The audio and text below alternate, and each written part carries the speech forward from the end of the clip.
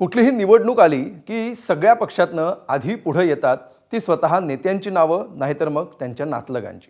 आधी लोकसभा विधानसभा निवडणुकांपुरती असलेली ही घराणेशाही आता अगदी छोट्या छोट्या निवडणुकांपर्यंत झिरपत चालली आहे. छत्रपती संभाजीनगर जिल्हा सहकारी बँकेची आगामी निवडणूक हे त्याचं मूर्तिमंत उदाहरण.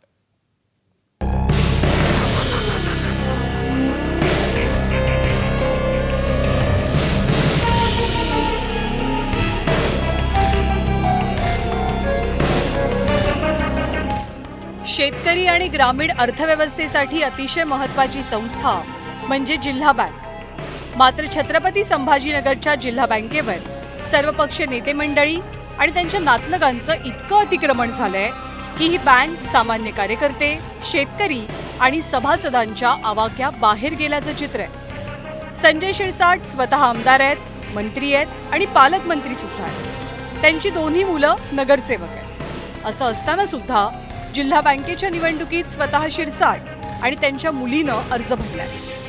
अब्दुल सत्तार स्वतः आमदार आहेत. त्यांचे एक चिरंजीव सिल्लोड नगर परिषदेचे अध्यक्ष आणि दुसरे चिरंजीव जिल्हा परिषदेचे सदस्य आहेत. आता जिल्हा बँकेच्या निवडणुकीत सुद्धा त्यांच्याच मुलानं अर्ज दाखल केलाय. शिवसेनेचे खासदार संदीपान भुमरे दिल्लीत जिल्ह्याचं प्रतिनिधित्व करतात. त्यांचा मुलगा आमदार आहे, पुतण्या जिल्हा परिषदेचा सदस्य आहे. तरीही जिल्हा बँकेत मुलगा बिनविरोध निवडून आला असून भावाचाही अर्ज दाखल झालाय. मंत्री अतुल सावे, रमेश बोरनारे, संजना जाधव, अनुराधा चव्हाण, अंबादास दानवे हे आमदार सुद्धा निवडणुकीच्या रिंगणात उभे आहेत. कारण पक्षासाठी रात्रंदिवस झटणारा कार्यकर्ता आजही झेंडे उचलतोय, सतरंजी टाकतोय, बॅनर लावतोय, सभा भरवतोय. मात्र पद वाटायची वेळ आली की पुढे येतात ती घराणी, मुलगा, मुलगी, भाऊ, पत्नी, सून.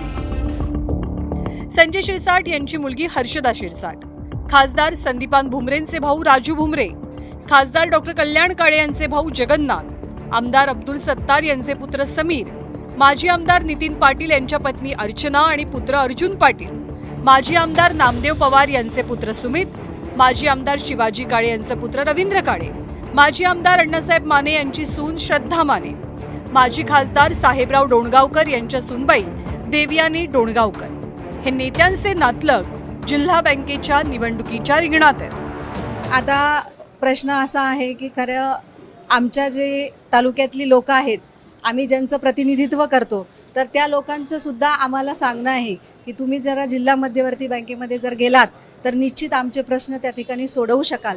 त्याच्यामुळे त्यांच्या आग्रहाखातीर आम्ही ह्या जिल्हा मध्यवर्ती बँकेमध्ये आलेलो आहे. जिल्हा बँकेच्या निवडणुकीतून समीर सत्तार आणि आमदार संजना जाधव यांचे अर्ज बाद झालेत. किरकोळ चुका काढून अर्ज अवैध करण्यात आल्याचा आरोप झाला असून त्यामुळे आता भाजपा आणि शिवसेनेत नव्या वादाला तोंड फुटण्याची शक्यता आहे. विधान परिषद निवडणुकीनंतर पुन्हा एकदा सत्तारांच्या नाराजीचा दुसरा अंक रंगण्याची चिन्ह असून ते यासाठी मुख्यमंत्री आणि उपमुख्यमंत्र्यांची भेट घेणार आहेत. आमचा समजा आबा काळे तो राजकीय राजकारणातून पूर्वी त्यांच्या धर्मपत्नी आपल्या उपनगराध्यक्ष आहेत आणि त्या संचालक होत्या, त्याच्याऐवजी आबाकडे घेतला. अर्जुन पाटील चेअरमन होते, आता त्यांना तिथे सिल्लोडमध्ये मी उमेदवारी दिली. त्यांना कट केलं असतं आणि माझ्या मुलाला दिलं असते तर कुठेतरी कार्यकर्त्यावर अन्याय झाला असं सहज तुम्ही बोलले असते. सामान्य माणसाला नेतृत्व देण्यासाठी याच महाराष्ट्रात सहकार क्षेत्राची मुहूर्तमेढ रोवली गेली. मात्र आता हे क्षेत्र मोजक्या राजकीय घराण्यांच्या ताब्यात जात असल्याची कार्यकर्त्यांची भावना आहे. घराणेशाही इथं लागू झालेली आणि बँक ही काय लुटण्यासाठी आहे असा काही समज झालेला आहे. आणि म्हणून पोरं, बाळं, लेकरं, सुना, नाती हे सगळे इथं गर्दी करून तयार आहे. गरिबाच्या मुलांना सुद्धा न्याय मिळाला पाहिजे आणि त्यांना जाणीव असते परिस्थितीची. ते गरिबाची कामं नक्कीच जरूर चांगले करतील. यांच्यासाठी बँक कशाला पाहिजे यांना? तर गरिबाच्या मुलांना बँक दिली पाहिजे. गरीब शेतकऱ्यांसाठी गरीब धावून जाणार, त्यासाठी गरिबाला चान्स भेटला पाहिजे. झेंडे कार्यकर्त्यांनी उचलायचे, घाम कार्यकर्त्यांनी गाळायचा, पद आणि सत्ता मात्र घराण्यांनी घ्यायची. जर जिल्हा बँक, बाजार समित्या आणि सहकारी पतसंस्थेमध्ये देखील सामान्य कार्यकर्त्याला संधी मिळत नसतील तर त्यांनी स्वप्न तरी कोणतं पाहायचं? हा प्रश्न आता हजारो कार्यकर्त्यांच्या मनात घर करून बसलाय. याचं उत्तर नेत्यांकडे आहे. कॅमेरामन धनंजय दारुंटेसह मी कृष्णा केंडे, ABP माझा, छत्रपती संभाजीनगर.